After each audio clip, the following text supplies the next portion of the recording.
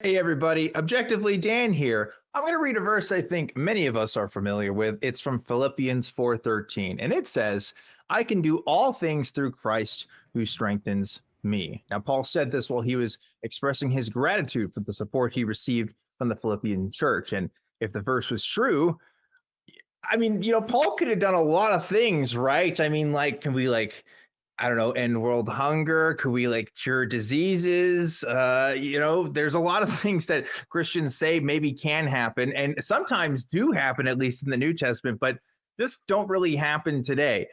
Believers, if you think you can do all things through Christ, please tell me, test it. What can you really do? Can you end hunger? Can you end crime? Can you end poverty? Can you end abuse? Can you end diseases? Can you end natural disasters? I mean, anything. If you can just give me one thing, I'd love to hear it. Give us a call because the show is starting right now.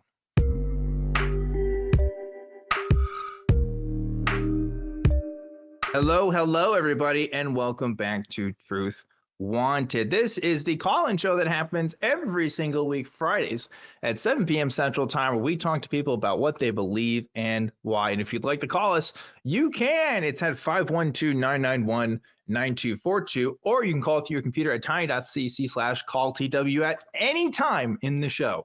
Truth Wanted is a product of the Atheist Community of Austin, a 501c3 nonprofit organization dedicated to the promotion of atheism, critical thinking, secular humanism, and the separation of religion and government. I'm Objectively Dan, and every single week we always have a special guest.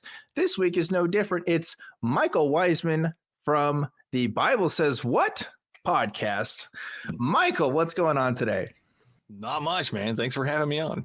Yeah. Thank you for being on this show. And we're going to be talking about your podcast a little bit. Guess what it's about, folks at home, in case I didn't give it away. Michael, what is your podcast about? It's a weekly podcast. I have leaders on, Christian leaders mainly, from around the world, discussing what they believe and why, what they do, which is always kind of fun little intro into why they believe what they believe. So it's a weekly podcast. Yeah. Matches up with this show in many ways. And actually, we were just figuring out we've been doing our shows about as long now, about 7 years now, which is really fun to think about. So we will talk about it a little bit more in just a second. But before we do, we need to talk about last week's results of the We Want the Truth segment, because every single week we're asking you guys a question or a prompt, and you guys give us your answers. We picked the top three. Last week we asked, what's the worst advice you've been given? Which is a great question. And here are our favorite answers. Number 3 comes from Miranda Rensberger 6919, who says, the worst advice I've been given, just pray, which is true. It's kind of a cop-out. I mean, in some ways, if it's something that you think is real, I'm sure the placebo effect can help with that, right? But outside of that, probably not going to do much, right, Michael? No, not in the long run. It's definitely only a short-term gain there. I would think so. Yeah. So not great advice there. Number 2 comes from Chuck Gatos 5387, who says, worst advice I ever got, you should upgrade from MS-DOS to Windows 95, which is like, man, I would have said the same thing. There. Yeah, right. I would have said maybe to Windows Vista, right? That's kind of more closer to me, I think. But maybe some regretful upgrades have definitely occurred for all of us. Number 1 comes from Know What 1653. A lot of numbers in our usernames this week. That says the worst advice I've been given might have been to eat nothing but potatoes for a week to lose weight. Who told you that? That's not great. I feel like. A little bit of vitamin deficiency there. I mean, potatoes are good, but man, that's a lot. I mean, look, you got to have a caloric deficit when you lose weight, but it doesn't have to just be potatoes. You can. Yeah, is it just potatoes? Can you season it? Can you throw a little milk and make some mashed potatoes? How's that work? Yeah.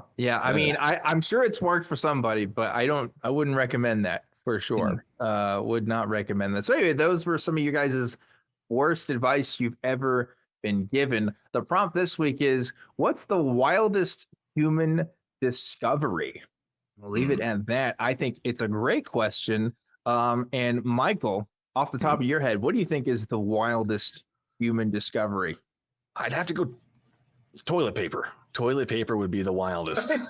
Yeah. Wait, you're And saying think we about time discovered it? before toilet paper. You know, I mean, we discovered how to make it and how to wipe our ass properly, I guess, a little more properly. Or even a bidet. Like, what kind of ideas where'd they come from? Like, Yeah. That's who kind of, thought I of think this? that kind of falls into the wildest inventions. Although I guess if you find a bidet or toilet paper in the wild, it is a discovery in some sense. I guess so. Yeah, I guess when we discovered how to put it together, how to put together the toilet paper, I guess that would be indoor plumbing. I guess those are all in creations. Food, I guess food would be a good one too. It would be a good one. What not to eat. Here's my thing, like megalodon, right? Or just like giant old animals in general. But like, imagine you're the guy that's like, hey, here's a shark bone. No, guys, for real, it's like actually super giant though. Like, this is super cool. Like, I would love to be that guy and trying to convince people that no, it's just a really big shark though. Like, this is definitely what this is. But yeah, leave your comments below. What is the wildest thing humans have discovered? And we might read your answer for next week. So yeah, Michael from the Bible Says What podcast, which is great. You have to say the Bible Says What podcast. You know, I don't know how you typically. I do it shorter. It's a BSW, which is for short. BSW, the podcast. It's a lot easier. That is a lot easier. So you talk a little bit about what you do on the podcast. We both also mentioned we've been doing our shows for about the same length of time, which is pretty cool. So how do you do a show where you talk to people, Christian leaders every week, and still get guests every week? Like, how do you do that exactly? Okay, so I do actually get returning guests. I've had some that come back 3-4 times. You know, they enjoy the conversation. They enjoy being questioned and poked and prodded, I guess. And a lot of it is those return guests find me interesting as well. They want to know why I believe this way. So it's kind of a back and forth for most of the time. I do get those ones that are not so happy to be there. I've definitely been hung up on before. I had a lady like 2 minutes into the conversation. I'm out. This is it. This is the devil. We're not going to do this. Oh yeah. I've been called all kinds of names. Trash, Satan spawn. You post it all, right? You post it all. You don't leave anything on the cutting room floor. Yeah. I had it's completely raw. I don't edit the conversations except for the beginning and ending parts, you know, just to keep the conversation in there. But I did have one guy who was on the show anonymously, a Catholic guy. Oh man, I wish I could name his anonymous name, but Catholic something. But he was all about it. And then he came on the show anonymously. He didn't even have a picture or nothing. And then he came on the show, and 5-10 minutes into it, I was trying to get an answer for this one question of why is this happening? Why do you think this would happen? And he wouldn't answer it. He got very upset at me. He ended up hanging up on me. He messaged me later saying, don't post this, blah, blah, blah. And I said, I'm going to post it, dude. Number one, you agreed to it. Number two, you're anonymous. So, I mean, there's no hurt for you whatsoever. And I posted it, and he sent me a message. He says something about, you better have good insurance. I was like, I don't even know what that means. Like, you're going to come physical insurance or podcast insurance? Like, I don't know what's going on here. But I posted it anyways, and I never heard from him again. But I get stuff like that from time to time. But yeah, for the most part, they're friendly.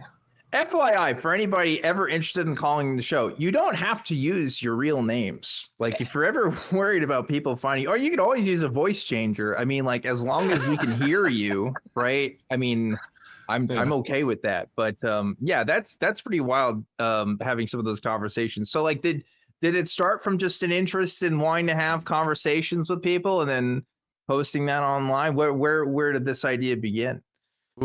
So grew up in the church. I was pastor's kid. My dad's a minister. My mom's ministers. And then when I was hit teenage years, I started to question things, and nobody really had the answers I was for the questions I was asking. And then I found ACA. I found all these debates online, and that kind of helped out a little bit. But I was like, these pastors, these people they're talking to, they're not asking the questions I want to ask. I want to ask some questions. So that's where I kind of started calling pastors and just leaders, essentially, or community areas, and asking these simple questions like, how are you calling God love when he drowns children? Like he's a documented child killer and you worship him willingly and you're telling everybody else to do the same. Why? Like, why is this? And all these different answers. Nobody answered anything. Nobody could get an answer. So finally I was doing it. And about a month later, my wife says, why don't you record those? Throw it on a podcast. Like, maybe I will. and it started, and it's been going ever since. And it's amazing. I love it. Every week I get new people that want to come on the show. I don't understand it, but they love it for some reason. And I love it too. So you're going on there and you're asking people questions. Has anybody ever changed your mind or convinced your mind about anything on Christianity since you've been doing it? Because I'm assuming, I mean, most of your conversations are Christian focused. Yeah. Pretty much all of them, right? So has anybody like given you a different perspective, or has changed your mind in any way whatsoever? It's so easy. Just give me something that makes sense, and they can't. Because it doesn't make sense to them, and that's what you get down to when you get down to the nitty gritty of it. They have no fucking clue what they believe or why they believe it. It's fun. I love it. You know, Mike, it's because your heart's been hardened. I get that too. Yeah. I know. I get Is it God too. doing that on purpose because he wants me to go to hell, or is he like a Pharaoh thing? He's trying to free some people somewhere. I don't know. Make sense of this, and they can't. It's that's something I struggle with too, because like when I keep people calling to the show, I don't want to just like razz people. I genuinely want to have a better understanding of like what I'm missing, because I'm like you. I grew up in the Christian church and stuff, and I definitely know some other atheists who also grew up Christian who definitely like don't know some of the stuff that maybe they should. If you're going to have conversations like we have, you know what I mean? It's like, okay, well, there's some basics you should know, right? And I do see there's some stuff missed. So it's like I go into it really wanting to explore like what I don't know already and what I can figure out from it. But I kind of have the same trouble you do, Michael, where it's like as many conversations as I have, as many perspectives as I gain, it doesn't really move the needle for me too much, So don't know what it just takes evidence and something convincing, and God knows what's convincing, and he hasn't sent it to that person or me. And one of my new things I've been starting to do is they have a relationship with God, so he's your best friend. So let's talk to him. Let's have a conversation with your best friend. Oh, you can't. Okay, weird. Introduce me to your best friend then. Oh, weird. You can't do that either. So a lot of those different. That's a big thing I had too with like prayer in particular, because especially when I actually when I got older and I actually started reading the Bible for myself, if you look at like the book of Acts, for example, and we were talking about a little bit of the New Testament, but like they were doing all kinds of stuff with prayer. Like you could just kind of do anything. Like and today we really treat it as this sort of you can give a message to God and he may look at it or he may not. His inbox might be too full for the weekend or whatever, or he'll mark it as received and not give you a reply. Like, I don't know what is the deal there, because it's like there seems to be a lot of different narratives. Like the book just doesn't match reality at the end of the day, right? No, that's kind of how it goes. Definitely does not match reality. No, and they can't make it match reality no matter how much they want to. Or it just doesn't work. It just doesn't work. I wonder, Michael, because I wonder now if any of the folks that have been on your show have actually called into this show before. I'm sure we've shared some guests in the past. And maybe we'll have some folks today. I'd be curious if somebody's been on your show today that called in today. That would be been on your show before and now it calls into the show tonight. That would be a really cool conversation to have too. That Catholic guy comes on. Yeah, maybe so. There's a couple people with the name Catholic that have called in before, so maybe that can happen again tonight. But we will get to some callers, and I think we should go ahead and do that now. But before we do that, we have to thank the awesome folks that support us on the Patreon. Guys, I am a volunteer with the Atheist Community of Austin. I do not get any of that money on the Patreon, nor do any of the hosts. But that money goes towards the ACA and helps support the mission and lets the ACA know that, hey, Truth Wanted is a show that's worth supporting. So, of course, I want to thank everybody that supports on the Patreon. And this week's Patron of the Week is going to be Hugh. Just Hugh, all capital letters. I love it. Hugh, thank you so much for donating, and thank you to everybody that donates. You guys rock. And of course, you can also just donate in other ways too. We have a live chat going on, and if you want to give us super chats as well during the show, we will be doing super chats today. I feel like I have to mention that because sometimes people forget. But with that out of the way, Michael, I am ready to talk to some folks. So let's Yes. get started. First one, I think will be really interesting. We have someone who is calling themselves Messages from the Universe, calling from the United States. Messages from the Universe, you are live on Truth Wanted. What's going on? That is so awesome. I've been wanting to do this for a really, really long time. That's great. I've been wanting to receive messages from the universe for a really long time. So it's good timing, I think. Yeah. How's it I'm all going? ears. You don't even realize that you do. I bet. Okay, so I have it from the call screen that you want to talk to us about who God is. Is that right? Yes. Okay. And actually, to start that off, actually, I'm kind of sitting here with all my notes and everything. And, you know, this is where I'm at. I've actually been talking to God universe for like several years. And I've just been wanting to like stay undercover because honestly, there was a point in time where I really didn't care if anybody else knew. And I know that's like a weird kind of thing, but recently the messages that I've been getting is that it is time for the world to know. It's time for the world to know who they are and who God is. And it's ready. God is ready to move your needle. Okay. Okay. The thing that actually God wants to tell you, or everybody actually is God does speak in many ways to all. God does not, however, get to choose who listens. And that is very important. So the first Say that for me one more time. Say that for me one more time. I need to parse that. There's going to be a lot of those. So Okay. God does not speak in many ways, or God does speak in many ways to all. God does not, however, get to choose who listens. Okay. All right. So God talks to absolutely everybody. Okay. Okay. So the only problem is the reason that people don't understand or listen to God is because they make all kinds of excuses about how they can't be talking to God. Okay. Some that I heard, because actually when I first started talking to God, I was super excited about it. And I wanted to go tell everybody. I was like, oh my gosh, you would not believe what's happening. I was having all these kinds of experiences. Let's talk about this. Let me zone in on that real quick. Yeah. What's your process of talking to God? What does that look like? I'm going to tell you. Okay. Right. Okay. So the first thing that you have to do is you have to allow yourself to know. Allow myself to know. What does that mean? And then secondly, I'm going to say this one too. You have to forget everything that you think you know about everything. Okay. Let's tackle that first one though. Now I'll start with the first. Let's go back to the first one. You have to allow yourself to know. Meaning to know what? Yeah. You have free will. You have free will. So, and you make the rules for your own life.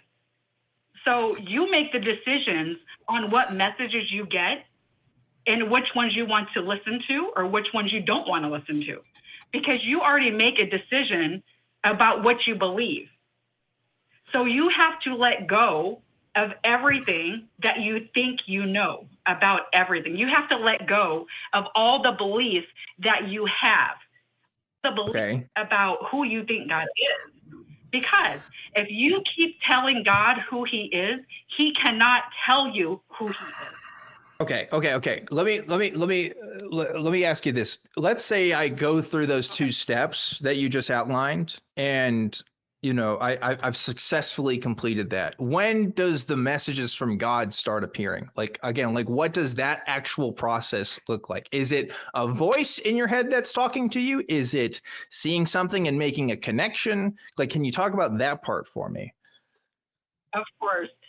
The messages are constantly around you all the time. And you have to know that there's no such thing as coincidence. Okay. There's a lot of stuff we have to know here, but do we know this is God? I know. Yeah. And how do we know that? I will tell you this, like I said in the beginning, I have literally been doing this for absolutely years. And I don't expect anybody, and God doesn't either, to expect everybody to get this all in one day. It's going to take years for everybody to actually understand this. And Okay, can I ask you this? First of all, may I call you messages? Because messages is just the shorter form for messages from the user. Is that okay? Okay, messages. So I've literally had people call into this show that do suffer from mental illness such as schizophrenia. And they've expressed to me that they get messages from things, or they get signs from things, and based on my observations, I think that is a result of their delusions. I don't think that's anything they can necessarily help. I think that's something that they are unfortunately born with, and it's incredibly tragic. But I do believe there are people that are receiving messages that they believe are outside of themselves, when really they are internal to themselves. And I'm not saying this is what you have or this is anything that has to deal with you. I'm just wondering, how can I tell that for myself, that I'm not receiving something from a God, or this isn't something that could be a delusion? Okay, so someone called me schizophrenic before. And you know what? And I'm perfectly fine with that because I know exactly who I am. Okay. So, and again, there's nothing to be ashamed of if that's the case. And I don't know you. I can't diagnose you. I'm not saying if that's true or not for your own situation, right? But I need to know a demarcation, right? I think you and I, maybe you could agree with me that there are people that receive wrong messages, right? Because their brain is wired in a certain way, or they're making coincidences that aren't there, right? They're making judgments, right? So like, how can we tell truth from not truth in that? Sorry, go ahead. Okay, well, we're getting way off, and this is kind of a little bit later, but see, there's no such thing as right and wrong. Okay. And I know that's like huge thing for people to kind of get and understand. Right and wrong in terms of truth values or in terms of like morality? I'm assuming you mean truth values. I'm talking about everything. There's no such thing as right and wrong. And the reason why is and I can tell you how God showed me this. And I think that's what you're asking is how are you getting these messages, which I will actually get to because there's so many things. But okay, so right and wrong, actually the reason why they don't exist is because first, everything exists and doesn't exist at exactly the same time. I'm going to say that again. Everything exists and doesn't exist at exactly the same time. Right and wrong don't actually exist, okay? But they have to exist in this dimension that we're in for us to make sense of this dimension that we're in. And for example, this is what God showed me, hold on, when the example of this is it's called like a dual dichotomy in this dimension that we're in, okay? And that's like man and woman, right and left, up and down, things like that is a dual dichotomy, and wrong and right is another one of those things. Okay. I gotta let. I've been talking for a long time here. I want to let Michael join in, just because I don't want to be the only one talking with you on this. So go ahead, Michael. You're doing a great job. Great job. I'm so confused. There's a lot of questions here. So first off, how do we know that this is the God of the universe? How do you know you're talking to God specifically? Okay. So let me just start here. When I was around 9 years old is when I had my first calling. I felt like I was, first time I ever went to a church, I felt like that literally there was this hand on me that pulled me up into the front of the church. That was my first experience that I felt like I had with God. Then in my 20s, that's when I started, this is where I was at. I really wanted to know who God was. And that's actually what it is too. I wanted to know, do you have all these religions out there? Every single one. But how do you know it's specifically God? I think we're getting off a little bit here. So okay, I'm getting there. You've gotten all these messages. You said it was a hand pulling you and all these different things. But how do you know that was your specific God? There's lots of different gods out there. I mean, it could have been Spider-Man. You have no idea. So how do we know that it was your specific God? I'm getting there. Okay. So I wanted to know who God was. I want to know which religion was the right religion. So in my 20s, I started to go into every single church except for the Catholic Church. I just felt like the Catholic Church was just not the church for me. So I went to Presbyterian, I went to like Christian, I went to like what I call holy roller churches. I went to all kinds of churches, and all along I kept asking God, like, who is right? Like, I'm sorry. I don't mean to interrupt you messages, and I know you want to tell your story, but I think Michael's asking a very pointed question here, because it sounds like at this point in your story, you've already made the conclusion that this is a God, right? And you're just trying to figure out which one, or at least you've narrowed it down to a divinity of some kind. And we're trying to figure out, how did you get to that step? Like, how did we? Yeah, that's a big step. Okay, you guys want me to skip it all and go to the end? Okay, this is Great. Yeah. Okay. All right. So let me think how to do this. Okay. So I'm going to explain. I'm going to just tell you how God showed me. Okay. Let's just start here because there's so much. And I know there's a lot, and there's so much. Yeah. Try and condense it if you can. Yeah. Just give us the main points there. And I'm just going to take this is how God started showing me. When I literally start having direct conversations, pretty much I could ask any question I wanted to ask, and God would show me. How God would show me is He would have go through other people. He would have my answers would come through like a movie that I was watching. My answer would come through songs I was listening. That's not God, though. Those are movies and those are people. Again, how do you know it's God? Yeah. God's not sending you a movie, is He? Those the people who made the movie sent you that movie, and the people who came to you for advice and whatnot. Those are just people. Actually, it's you are the one that bring experiences to yourself. Yes. Explain that. That's actually how it works. But anyway, we're going to go back. Okay. Let me just have a whole. Let me just let people hear this part without interruption, because that'd be great. Okay. Maybe we'll see. What you got? Yeah, I can't promise you that we can't interrupt you, because again, we do have a show to run. We've got a lot of callers that want to give their time to talk as well. So like, we really do appreciate just like, condensing things as much as possible and keeping things as concise as can be. Try and stay focused on the questions. Let me. Yeah. Okay. Yeah. I'm going to do. This is one of the things that God showed me about who we are. Oh, okay. We are all different forms of energy, and that's all we are. God, love, energy is the only thing that exists. That's it. Okay. I We've kind of lost the plot here a little bit about what I wanted to ask your messages. Say her piece. I really and I understand you're excited. You want to be on the show. You've got notes, right? And you want to give out your messages. But the problem is, this is a show where we have a conversation, right? It's not just storytelling. It's asking questions to each other and stuff, right? Like I am legitimately interested in how you came to the conclusions that you've come to. But we can't, if we're asking that question, the response can't be, well, this is another conclusion that I've come to, right? We have to start things kind of one at a time. Otherwise, we're not really having a conversation. Does that make sense? Well, if I actually came out and said that everybody is God, nobody's going to get that.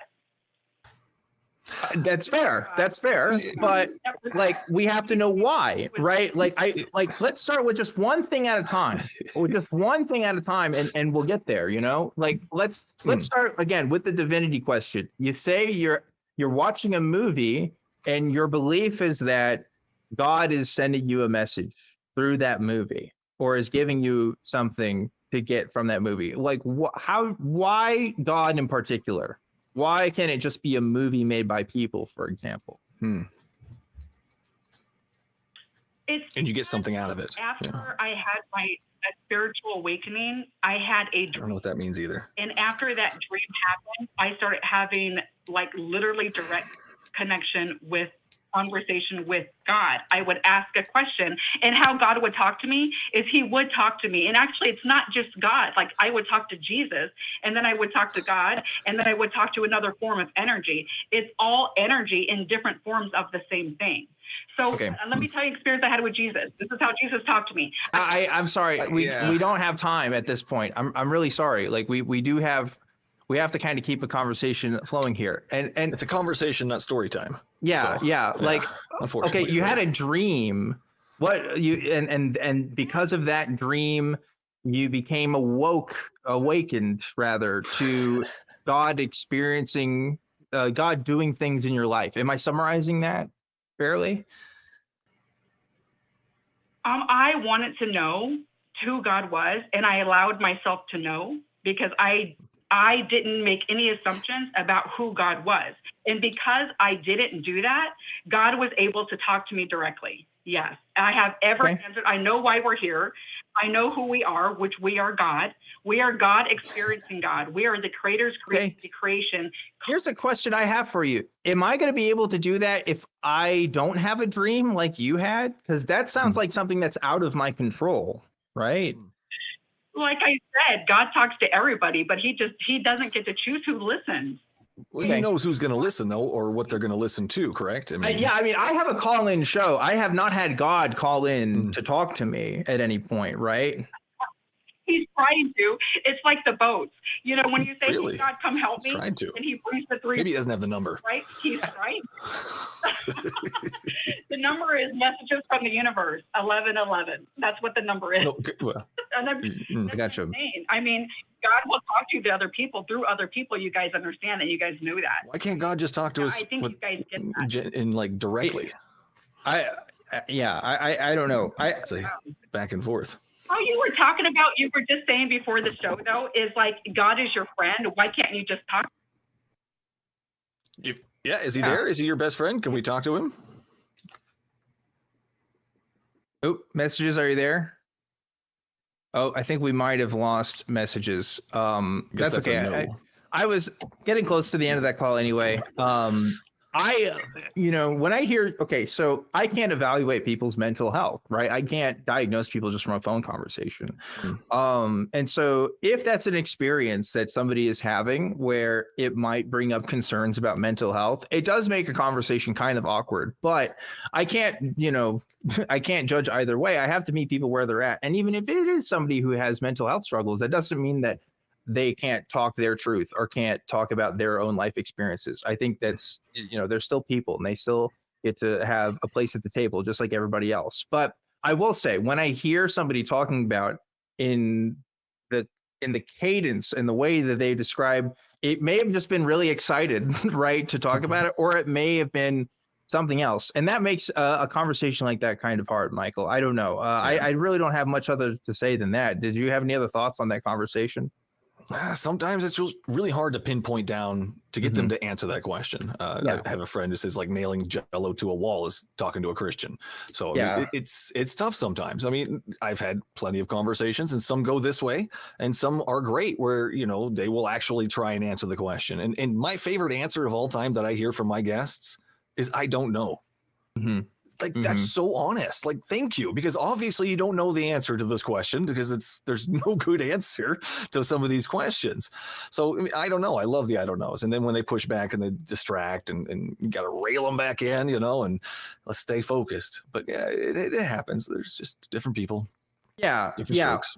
What concerns me, I think, is like, I hear this from Christians, right? Oh, God is telling you things. And maybe they tell a story about, I mean, the classic is like, look, I prayed for a free parking spot open and then it happens, right? Like that's kind of like the typical. But when it gets to the point where it's like, oh, it's everything in your life and you can dissect things from movies and you can dissect things from other things, like that gets to a point where it's kind of concerning to me because then it's almost obsessive in a way, right? Like I don't know. I'm not an expert on how to handle a situation like that, but I do know. I mean, I hopefully messages, if you're still listening, maybe you got to be heard today and maybe that was meaningful for you in some way. I hope so. Otherwise, next time I would encourage you to try to like help us with some of our questions because we can't answer questions with other conclusions about your whole life system, right? I mean, you got a complex thing going on here and we've only got about 10 minutes a pop or so each call. It really depends, but we got a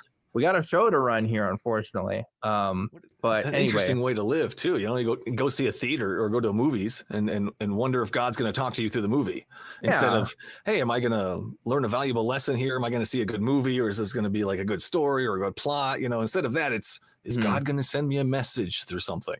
Yeah, I don't know. It's a weird way to live. I think. There's some interesting things she said though too.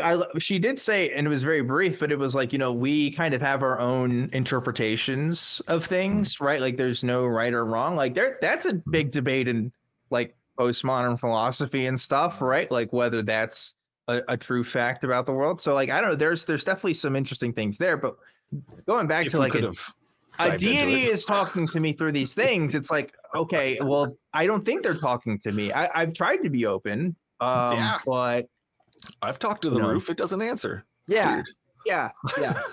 I talked to the rocks and the wind and the trees and, didn't have like a Pocahontas moment for the oxygen it gives me.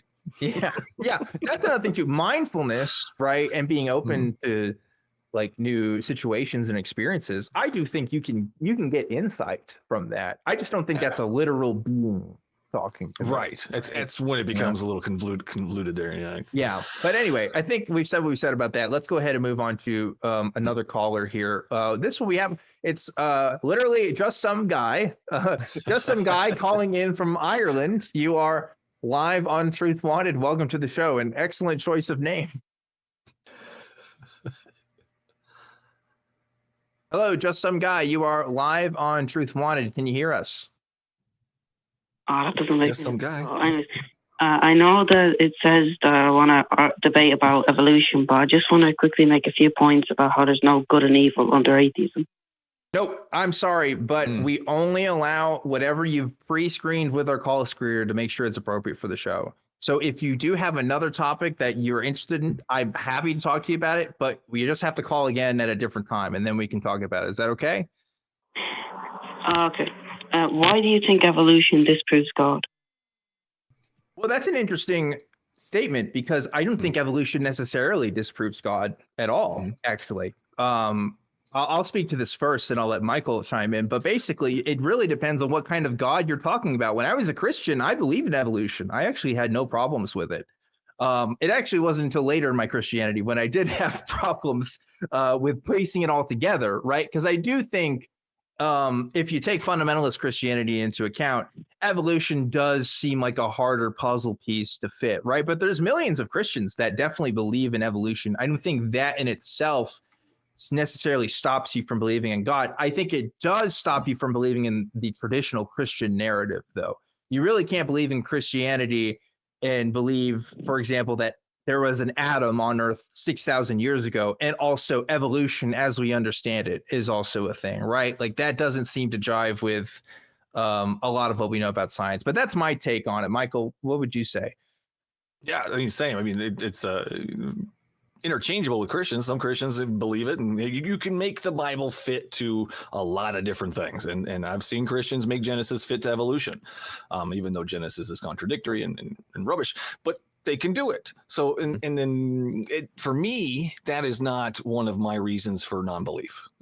Yes, I feel that evolution is the way things happened. I don't feel it was God breathing things into existence, but that is not one of my main reasons for my disbelief. So that not really hand in hand there.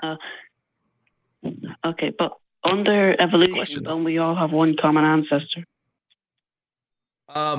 Depends on what you mean by one common ancestor, because is it one dude, one single-celled organism, or what are you saying? Well, I think I'm explaining my point very poorly. Sorry, give me a second. I mean, like, don't we all have one common ancestor if you trace it all the way back? Well, it's actually not. I mean, it depends on how you're asking that question, because in anthropology, it's not super clear humans' whole lineage yet. We are still learning things about our own lineage all the time.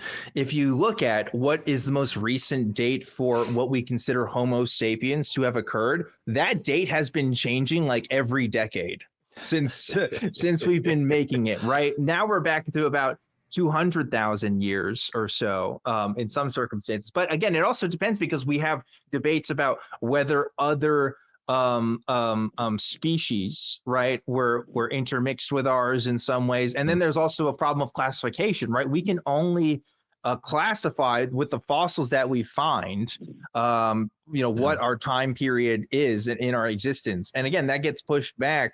And especially where we're finding other kinds of species of Homo, right, in that genus all the time. Pretty much every year we're finding new ones in different locations in the world. So do we come from one place? Not really. Like human beings kind of came from different places. I mean, if you mean do we all come from Africa and there are some tribes there, like, yeah, in some sense. But the question's, it's a bit more complicated, really. But hopefully that makes sense to you. Well, isn't the evidence for evolution kind of poor? Because I heard it can all fit in the back of the average truck. It's really not. Bones we found of our ancestors. I'm not sure where you heard that from, but we have so much evidence for evolution. It's probably one of the basis and the foundation of pretty much everything that's done in biology today. Like most of what biology is in the work that's done today is based on not only the assumption that evolution works, but is explained through the mechanics that evolution describes. Really, there's people doing lab work every single day that involves the principles that are described in evolution. One of our hosts, Forrest Valkai, is a biologist and is doing the work. And if you talk to biologists and ask them a question about what evidence is there, I'm sure they'd be happy to send you whatever thesis they're working on or lab work that they're doing, because it's out there all the time. But yeah, Michael, did you want to add to that? That was beautiful, man. I loved it. No, I mean, everything we find nowadays, every new discovery seems to fit into that model. So, I mean, why change it? And if it did change, science would change with the facts. And that's the difference between science and religion. But if everything came across randomly and it was just an explosion, evolution did happen, then everything just happened like accidentally. How do you know that knowledge is actually possible? Oh, that's an interesting question. So this argument is a very specific argument. What is the name of this? It's the evolutionary debunking argument. Really, this is applied to morality because we have this idea of, okay, well, if we're all coming from evolutionary processes, what does it mean to have objective morality? But it can also be applied to epistemology, as you're describing, which is the study of knowledge. Okay, so how can we know that things exist, or how can we have an idea that we can know true things if we're programmed through evolution? Because as you pointed out, right, if our brains are supposed to just respond to shaking in tall grass and say there's a lion in there, we don't actually know if there's a lion in there. That's just kind of our response to our environment, right?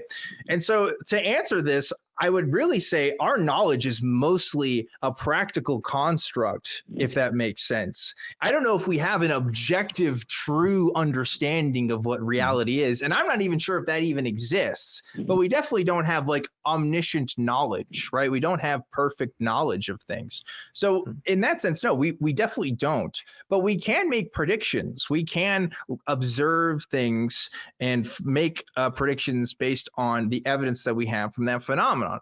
We're using telecommunications software right now that's based on very legitimate computer science and electronic principles that we hope are going to be working in the next few minutes so that we can continue this conversation, right? That's prediction we can make, and we build our hardware around that. And in some sense, we build our knowledge around that as well. But that's really all we can say about knowledge if we come from an evolutionary worldview, right? If we don't have a creator that gives us that divine, impartation of knowledge, if that makes sense.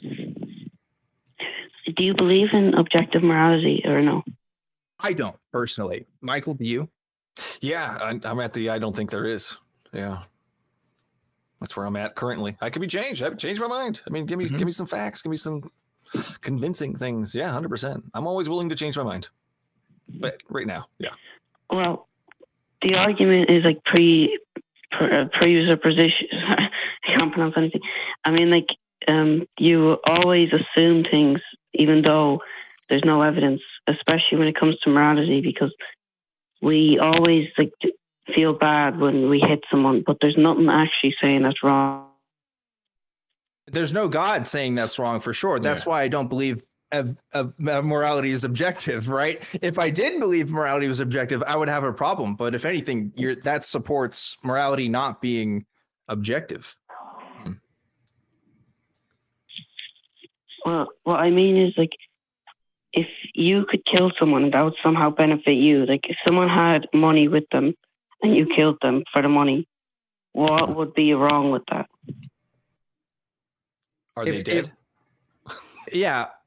I think personally, right, morality is a human construct, and we base that construct because we have values. So We value money, many of us do, but we also value human lives. We also value dignity. We also value status within our society. And we know that being a murderer is not great for your social status. And being a murderer also means that a human life is taken away, more importantly, in my opinion. More importantly. But there's a lot of different reasons that come to us. Are any of these reasons objective? No, they're completely based on human desires, which is why I don't believe morality is objective. Yep. Do you believe racism is bad? Yes, I do. I'm not sure where this is going. Yeah, but, I'm curious. No, I'm not racist. I mean, like, why? Because there's no objective morality. It's all subjective. Under atheism, There's no difference between Jesus and Hitler, and there's no difference between, like, Muhammad and Mother Teresa. I think So this are is you saying something we can't Go ahead, value Michael. human life because we're atheists? No, I'm not saying I don't value your life because you're atheist. I'm not saying that. No, human life, not just my own, but Dan's, yours, everybody else's. Are you saying that we can't value life because we're atheists? No, I'm saying there's no reason to value life if you're an atheist. There's no reason for a lot of things, but I'd like to give reason to my life, and that is one of the reasons I have given. The human life is important. Yeah, I have a reason. Subjective. But that's I like other people. I don't want my friends who are minorities to get hurt or be harmed. That's a reason, right? Good an reason. emotional reason, though. It is. What's wrong with that?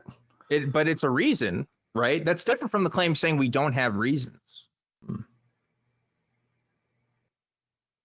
So there's nothing actually saying murder's bad, though.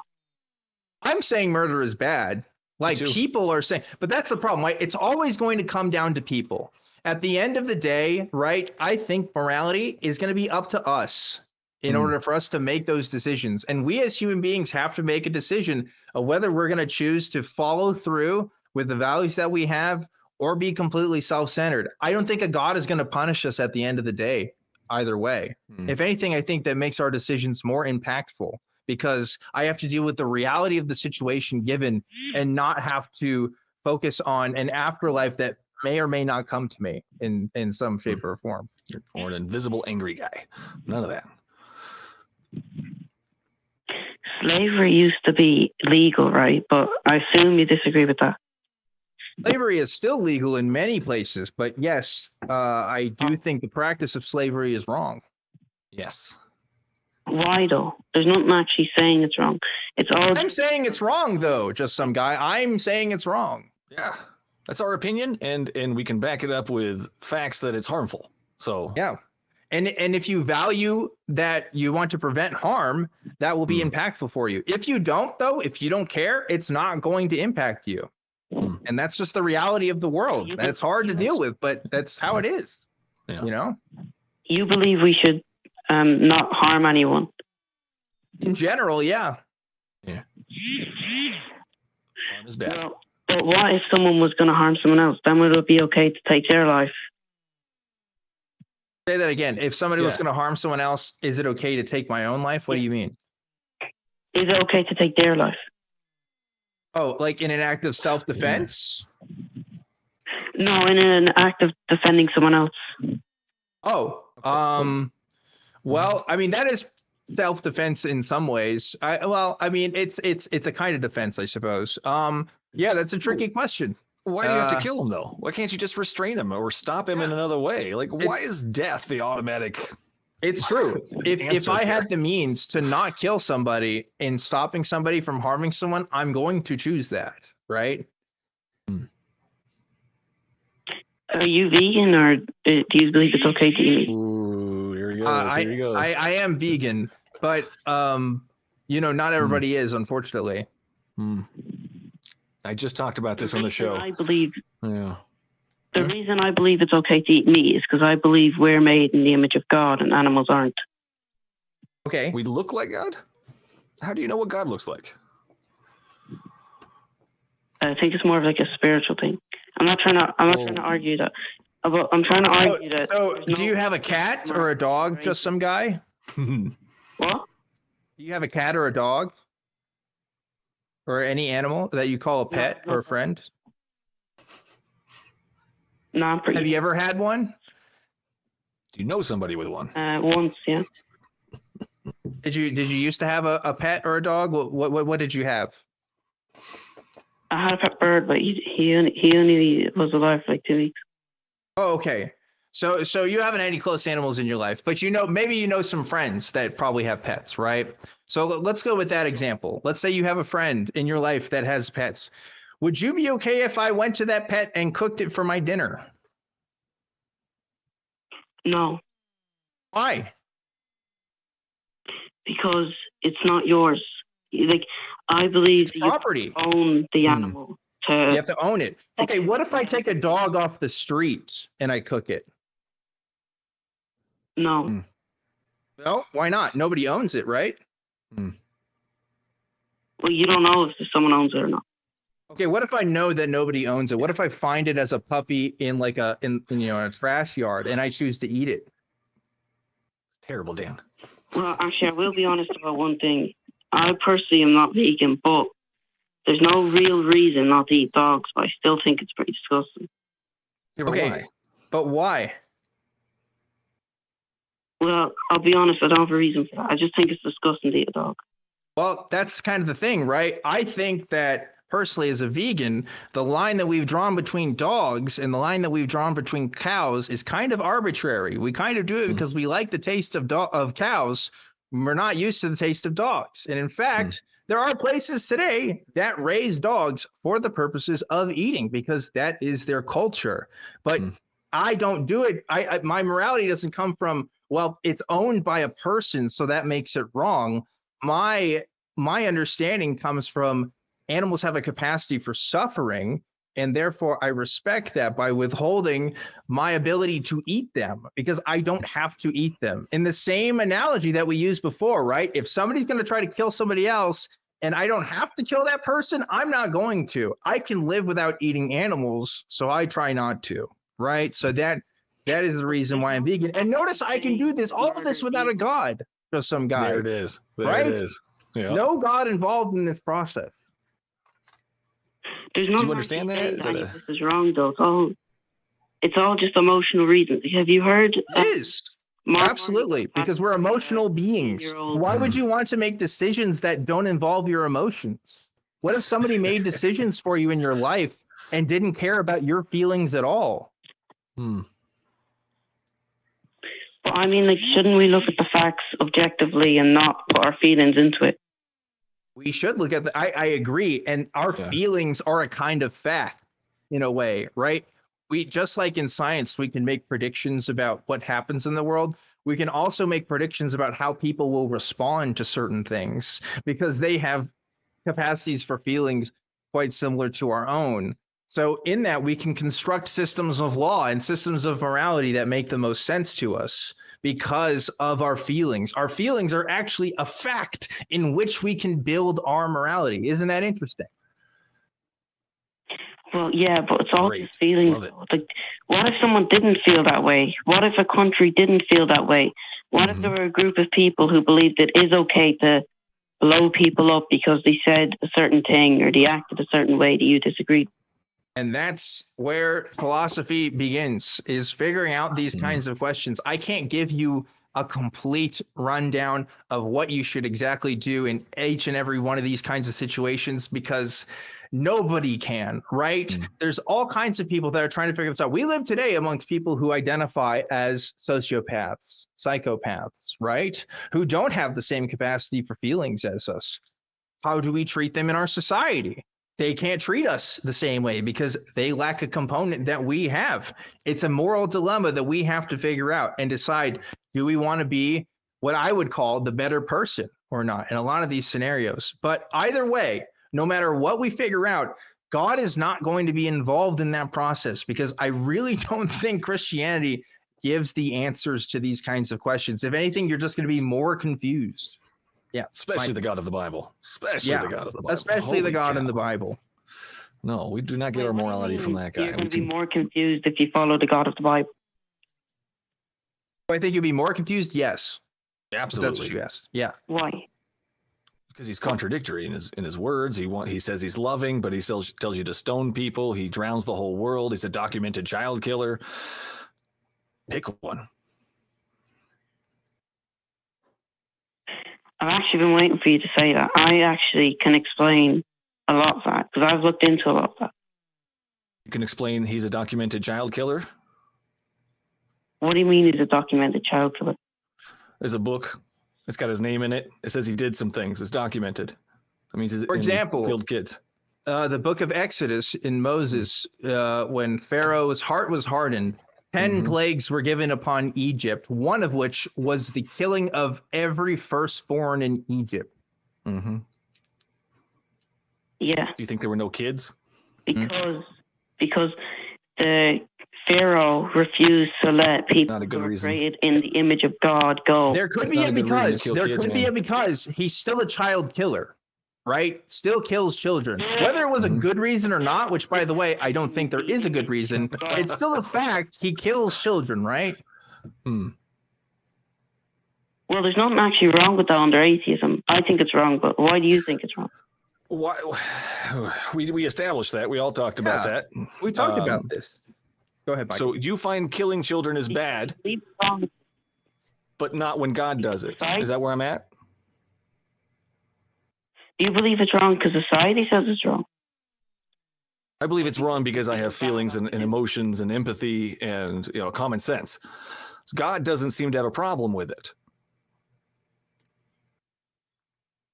When God sent plagues upon Egypt, it's because the Pharaoh wouldn't let his. He hardened his heart. In the beginning of the story, he told Moses, "This is what I'm going to do. I'm going to harden the Pharaoh's heart so I can kill his kid." He says it. He laid it out. Matter of fact, this is all God's plan anyways. So everything that happens is part of his plan, right? Yeah. Yeah. So he knew this was going to happen. He set this whole thing up. He wanted those children to die. Why? And then we could talk about David and Bathsheba's kid. He caused that kid to suffer for 7 days and then he killed it. Why? Because the enemies of him showed contempt. Like, wow. So my enemies looked at me wrong or said some bad things about me. Now this kid has to die because David sinned. Like, that's disgusting, man. We can both agree that's disgusting, right? Wait, what? I haven't read the book of Exodus. This is 2 Samuel, actually. This is in 2 Samuel. That's the David and Bathsheba story, but then Exodus as well. There's lots of places where he kills kids. You do find it disgusting to kill children, correct? Well, yeah, but God is the giver of life, so. Yeah, but why is there a but in the there? book of Job, it says, what? Why is there a but in there? That means it is okay. Let's get into that. God is the giver okay of with life, it? but God is also the taker of life. It doesn't make it a good thing, though. Just some guy. Well, but What makes that good? it's all just feelings, though, under atheism. We're not talking about atheism. I want to know why you believe that to be a good thing. A perfect example is I'm not a vegan. I eat meat. I eat meat today, actually. But Have you killed any children lately? I think his name was like I'm Mike. trying to talk about God killing kids, not eating meat at this point. Are you there? What? Yeah. There's a little bit of a delay, so just for host and calls, keep in mind there's a delay between talking to each other. Go ahead, Michael. Yeah. So I don't think I'm going to get anywhere with this. I don't. That's fine. Let's. So, what exactly do you believe, just some guy? Do you think the Christian God? It sounds like you're a Christian. You believe the Christian God exists? Yeah. Yeah. Why do you have a belief that their Christian God is a real thing? Why do I believe it? Because I don't Good have place that to belief. start. Michael doesn't have that belief. Why do you have that belief? And maybe more importantly, why should people have that belief? Well, I think it makes you live the best moral life possible. And is it that reason? Is that why God exists because the belief makes you live the most moral life possible? Is that a reason why he exists? No, if that was the reason God exists, then he'd be dependent on us. But God's not dependent on us. Okay, yeah. So I'm interested in what's the reason? What reason do you have to believe in God? Or is there a reason?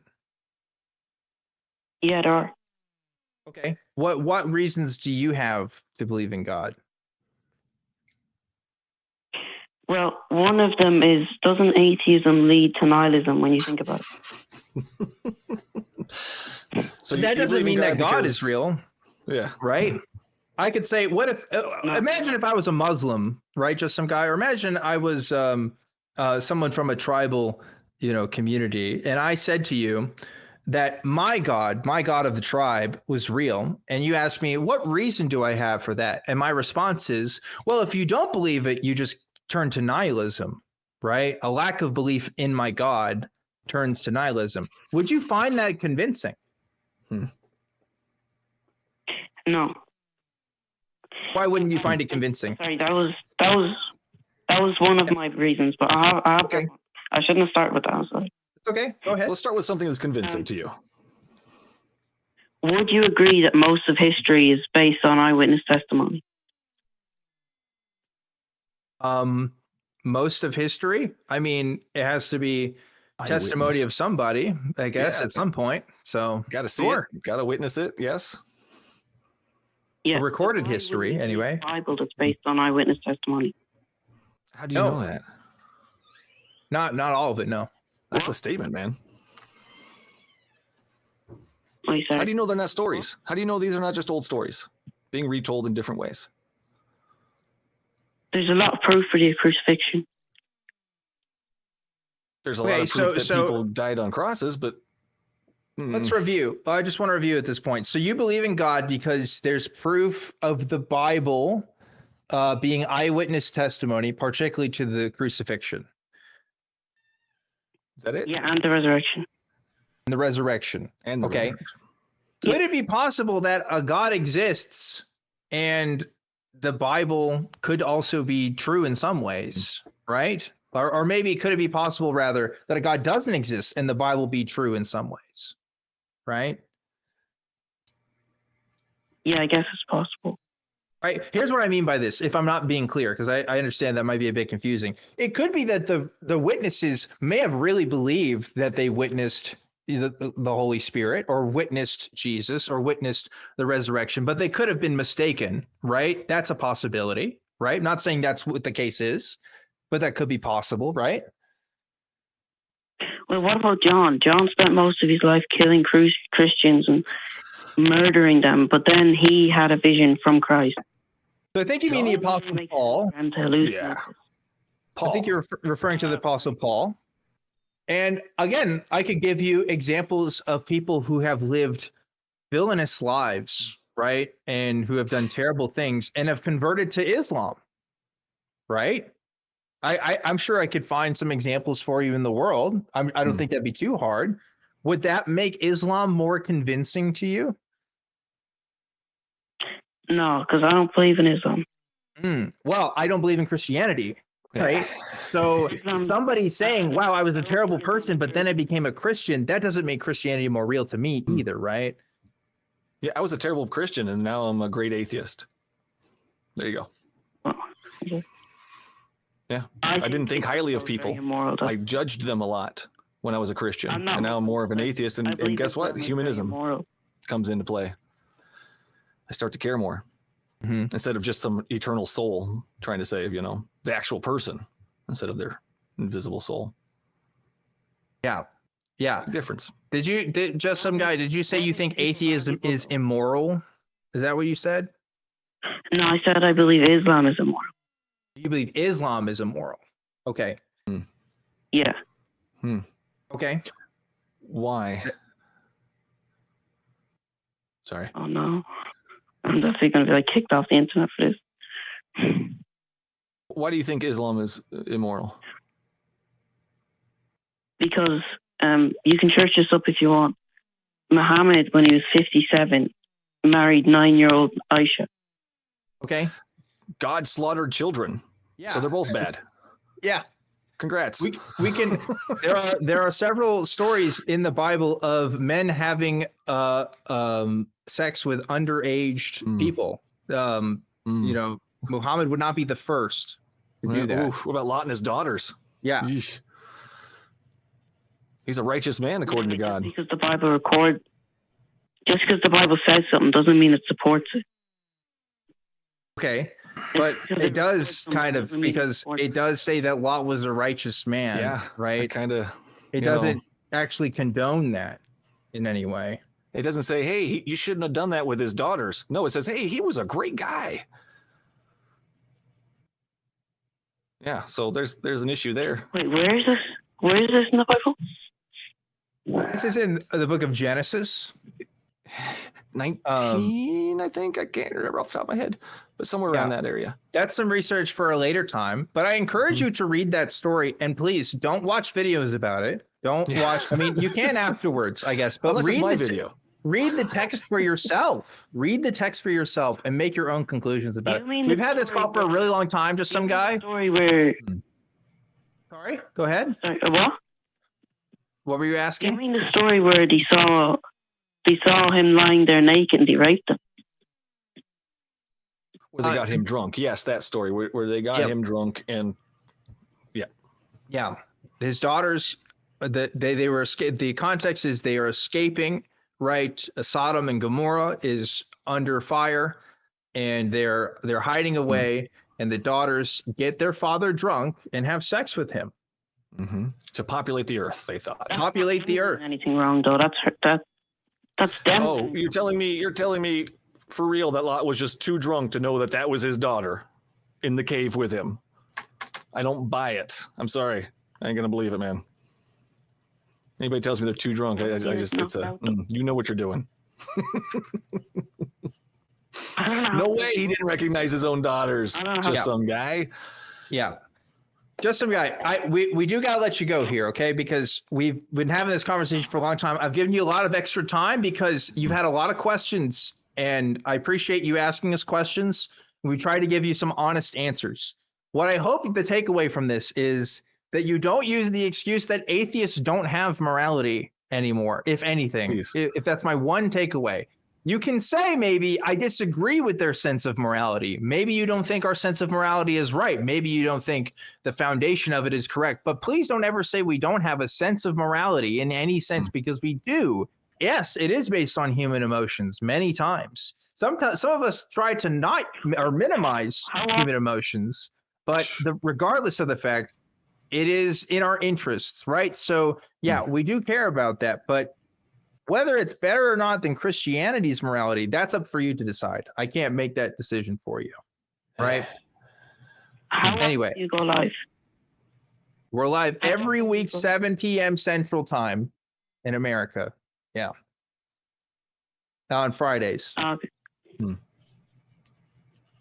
Yep. Okay. Feel free to watch some older episodes of the show and maybe call again sometime if you like. But again, for now, I am going to let you go. Thank you for calling and having that conversation with us. Michael, what'd you think? That was fun. It was an interesting. My favorite thing is when the guests ask me questions, because they're really curious about what I believe and why. Because sometimes, like I went on a trip to San Jose, I spoke at a church, and afterwards they wanted to take me out to dinner. They wanted to buy me beer. They wanted to know everything about me, my history and everything. So I find that a lot. They're as interested in what I believe as much as I'm interested in what they believe. Yeah, it's true. And I want to have you involved in this conversation. It's hard when they're asking direct questions back to me, and then it's a back and forth and stuff. And you're fine. I just jump in when I can. I just want to be able for us to share, because that's really important. I don't know how old just some guy is. Sounds like they're a pretty young person, right? I think we may be one of the first long conversations they've ever had with someone of our belief system, right? And that's pretty important because we're doing representation work there, right? I want to make sure we're both in that conversation. But real quickly, everyone, we do have some open lines right now. So if you want to get your call in, we probably have time for a few more calls before the end of the show, but we are getting towards the end. So, give us your calls, anything you want to talk about. This is Truth Wanted. We can pretty much talk about anything here. But yeah, we kind of went all over the place there. I was kind of okay with it for a bit because, like I said, right, we're kind of representing maybe answers that this person has never heard before, like in their life, right? How many atheists like us do you talk to on the street every day? We're kind of a minority, right? Kind of, yeah. But yeah, it does kind of get some weird places because, like, again, we feel like we've given our answer, especially when it comes to like morality. And then 10 minutes later in the conversation, it's like, oh, but you guys don't have morality. It's almost like we just kind of explained it, It's right? like talking to kids sometimes, you know? It's like we just spent 20 minutes lecturing about how not to run up and down the stairs, and they run away up the stairs. And it's like... Yeah, I don't know. I think because they have such a but the morality thing, maybe it's because, and this is my understanding when I was Christian, our morality that we share, that you and I share, which I imagine is fairly similar, is so much of a different, it really is a different construct of an idea than what you're taught in Christianity, which is just this book is good and God is good, and that's all you need to know, right? That's the basics. Yeah. I grew up, I didn't even realize there were Christian or atheists out there. I didn't know that was a thing. I didn't know you could be an atheist. So when I feel for that guy, you know, the same thing. You don't know what's out there, and you're told that these people are bad because they don't know God, they don't have God's morality. So you're automatically thinking that and you want to know. And so I feel for him, you know. I mean, he's curious, and I'm glad we were able to help a little bit there. I hope so. Yeah. And I do mean it. If you're watching this after the show, I would like to talk to you again. And but hopefully you listen to us and make sure that you understand we do have morality. It's not objective morality. We've covered that. Like we're over that point. Anyway, we have some fun stuff for us to look at right now. We have a voicemail that we should listen to. I think it's a voicemail complaining about me. I haven't actually heard it yet. The crew tells me it's complaining about me anyway. But yeah, we do get some voicemails and screenshots from time to time. I think we should do this one. Crew, if you could play that voicemail for us, let's see what people have to say about me. Hi there, I've called your guys' show before, and I would just like to say that you guys need to let people freaking talk when they're trying to speak. I've called your guys' show a few times, and whenever I try to make a point, you guys would interrupt. It's like, come on, let me make a point. What is wrong? And I'd also like to say, when it comes to evidence, you need to have some point and have an open mind of the evidence that we present.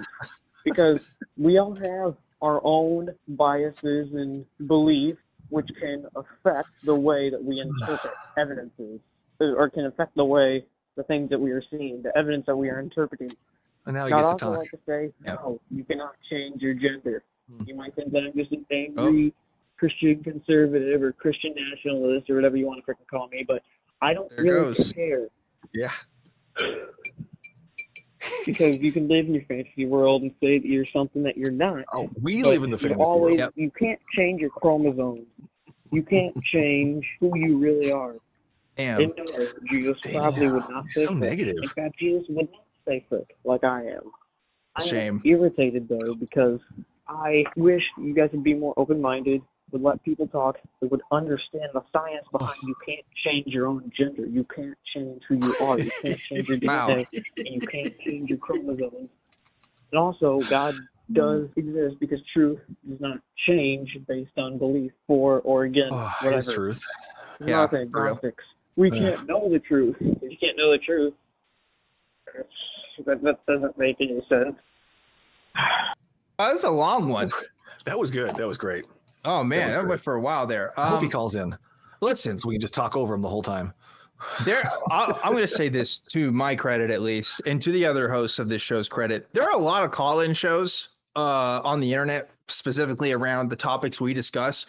If anything, we let people talk too much. If my gauge of the comments section is correct, one of the biggest complaints I see people say is, why do you let these people talk as much as they do? So true. I don't know. Damned if you do, damned if you don't, I guess. Exactly. I found that on the show. You know, you let them talk too much or you don't let them talk enough. It's like, well, I can't find that happy medium apparently, so I'm just going to keep doing it. Yeah.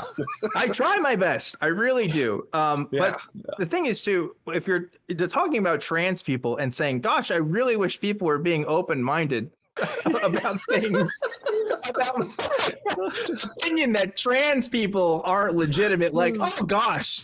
Yeah. My goodness, what a minority opinion you have there. I mean, really, people should, definitely hear what you have to say on that more, for sure, right? Not like that's what people get literally every day of their lives, but okay, sure. And for the record, I don't know any trans people that are trying to change their chromosomes. I don't think right. I don't think that's a thing. And if they could, I'm sure they would, maybe, but Love don't see the big deal in that. But thanks for the voicemail. Thanks for supporting the show and giving us content. That's good laugh, at least. I do think it was funny too that like during the whole voicemail we were trying to interrupt that voicemail a little bit. Well, he was just going off, and it's the same thing. You know, Jesus is the answer. You guys are crap. You don't know anything. I don't know. I have the truth. You don't. You know, same thing. Yeah. I got a super chat that I haven't read yet. It's from Hell's Bells, who gave $6.66, saying, "I choose to value you both and wish you all a happy 420 tomorrow." That's right. It's 420 tomorrow. Oh my God, you're right. Did you know this? Did you know 420? I'm calling in sick. Hold on. Are you a smoker of the magic herb of the devil's lettuce? Yes, it's wonderful. I mean, if you have kids, you have to just stay sane every once in a while. It's a nighttime ritual for sure. Yeah. No, it's so funny you say that, because when I was a Christian and I was like first in college and I was like hitting the dating scene, I remember dating this girl who was into weed at the time, and she told me that she liked to smoke weed. I've never been a big weed guy. I have smoked occasionally now, but at the time she told me like, oh yeah, I guess when we got into a conversation about kids, and she was saying something like, I guess if I smoke later in life, I would want to keep it away from the kids. And I was like, oh, but you'd still smoke after you had kids? I was so prejudiced about this guy. I literally like, it wasn't the only reason I stopped seeing her, but it was definitely a turnoff for me at the time. It was like, oh, I can't be with somebody who would be willing to have kids, but also still be smoking weed. I didn't think it was responsible. How naive I really was. No, it helps the sanity levels. You need that calm down every once in a while. Holy cow. Sometimes you think twice before you punish the kid. It's like, I want to go around him for 2 weeks. No, let's go to the garage for a minute and we'll see what happens afterwards. Yeah, for sure. It is right. And now, like literally a few weeks ago, I was just in Amsterdam doing very fun things with. Wow. I literally went to the cannabis museum. I say that actually there's multiple cannabis museums in Amsterdam. I don't know which one is the most legit one, but it's just like how funny life can turn, I guess. Girl that I went on a date with in college, if you're watching, I'm sorry. I was wrong. I shouldn't have done that, or shouldn't have been so prejudiced. That one's on me. Great job, Dan. Way to apologize. Way to be the bigger man there. This is about taking accountability, Michael. This is about what it's all about.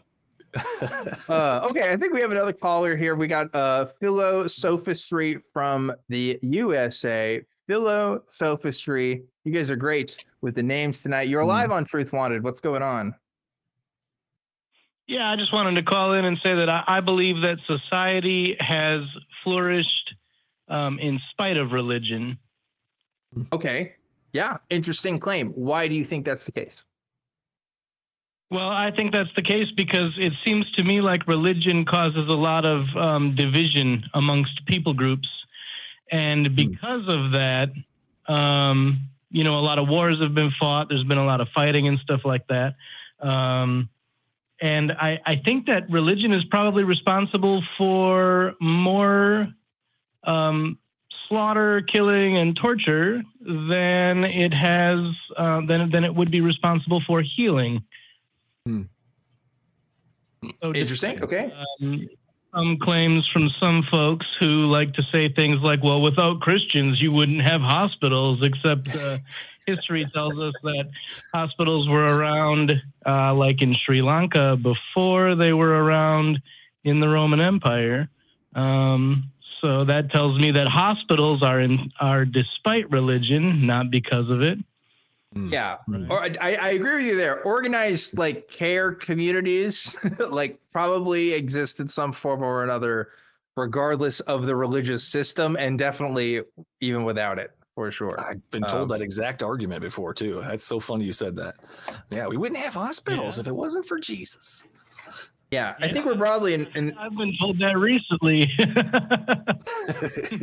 I don't know if I've ever been told that specifically, but I see the reasoning, right? I guess almost like the prior caller saying, look, if atheists don't have a real morality, if it's all just our feelings, which I think is a little more complicated than that, but definitely that's part of it, then, you know, how can we have organized institutions for care, right? Like, I don't know, because we want to, I guess.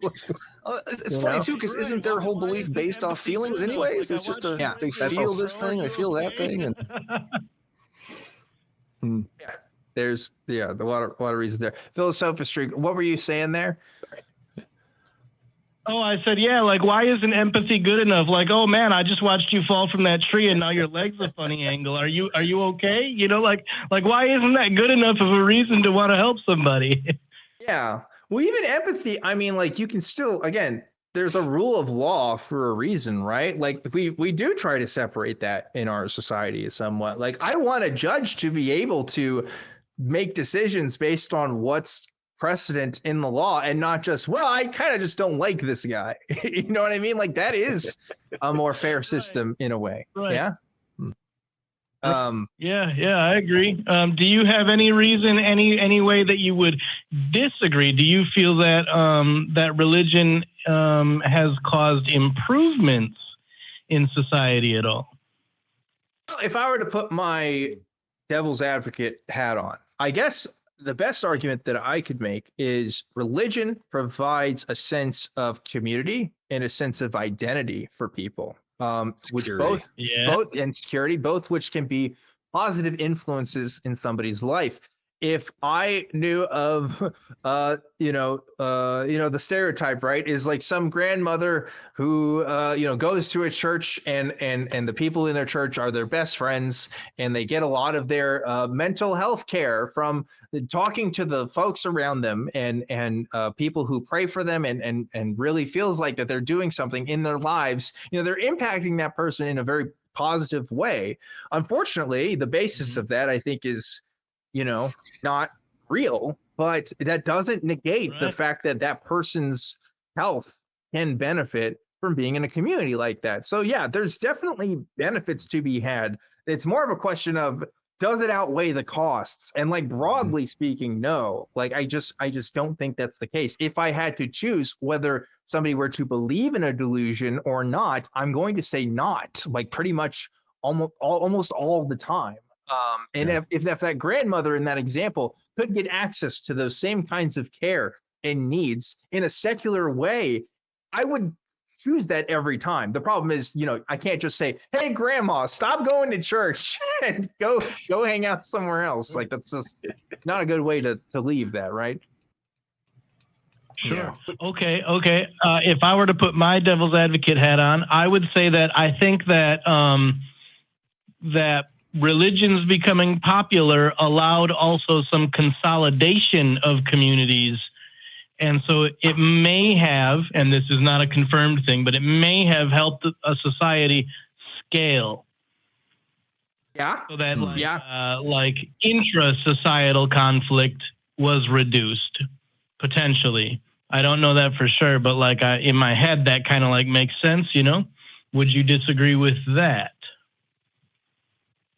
Yeah, that's interesting. Everybody's believing the same thing. I mean, then the society is probably going to get along if everybody loves Jesus. That makes sense. But if you have the rise of Islam was having like a single church group around individuals, right? That's one thing. Yeah.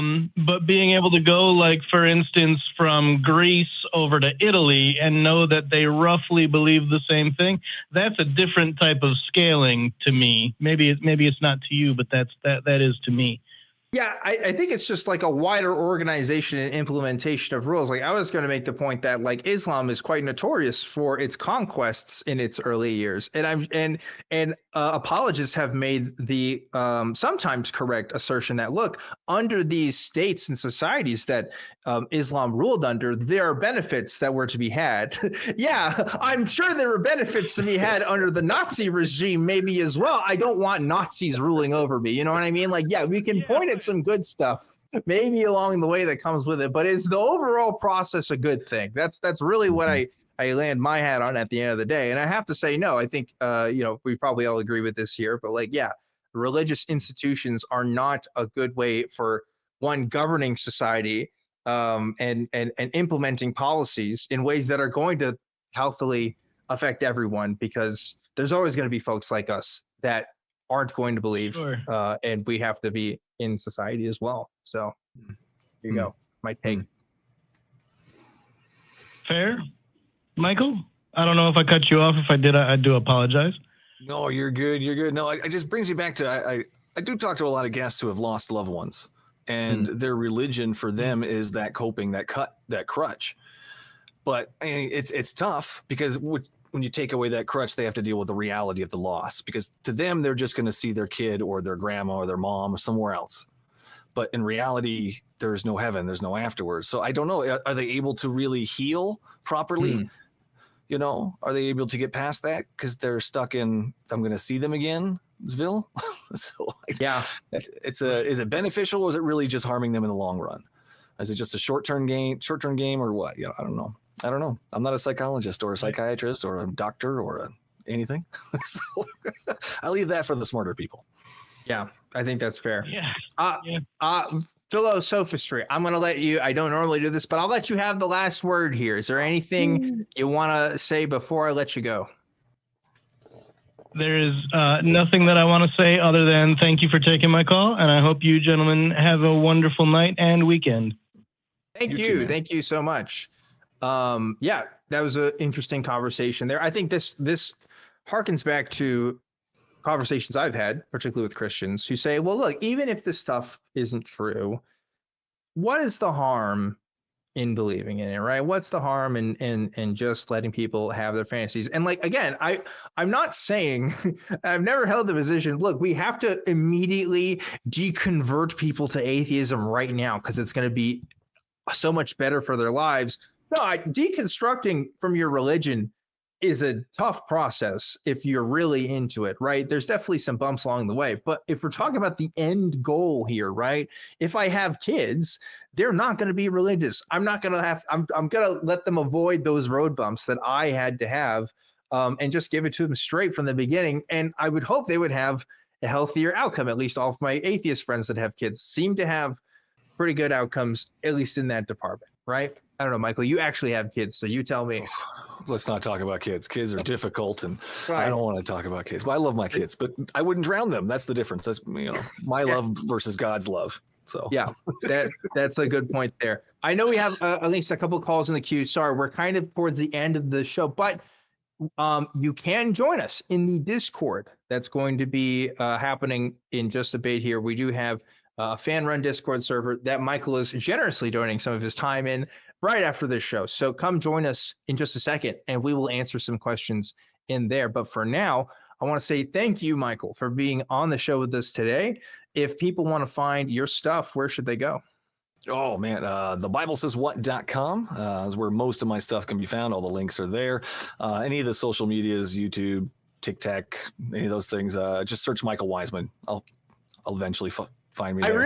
I love your consistent use of TikTok. You have not wavered or like drawn attention to it. It's just, that's TikTok. It's out there. That's what it is. Yeah, I'm tic-tacking. That's what I'm doing. Leave me alone. I got to do some shit. Yeah, for sure. Real quickly too, I need to say, if you want to support the show, you can do that by joining and being a member as well. That's another great way to support us. You get special chat emojis, and you also get early access to YouTube shorts and clips that we do post to the channel. So that's one way to do it. Another way to support us is to actually get printable call-in flyers. Seriously, you can print and push these flyers out as long as it's in communities that allow it in, whatever public spaces you're at. And you can let other people call into the show. So if you're ever tired of the callers we get, why not help us generate some yourself or give it to a friend? This is one way you can get us to have more interesting and diverse callers into the show. So check that out if you haven't already. And last but not least, I have to thank the wonderful, amazing crew that helped make this show happen every single week. Let's go to that crew cam if we can. crew cam is not available, but the crew is available, and that's the most important part. So thank you to the crew and to everyone that helps make the show happen every week. There's a couple people that make the show happen every week, and we got to give our shout outs to them. Okay, I think that's all of the announcements I have right now. So we are going to be going to the Discord. Remember the prompt this week: what's the wildest human discovery? Leave your comment below, and we will read our top 3 next week. Michael, I have a little tradition that I don't always follow that I made up. Words of wisdom. What's your words of wisdom for this week, if you had any? Holy cow. Oh, man. I guess on my show, I always do pick up your Bibles and read them so that you know what's in it. So I guess that would be it for the day. Good one. All right. Pick up your Bibles and read them. I'm Objectively Dan. Remember to always keep wanting the truth, and I'll see you next time.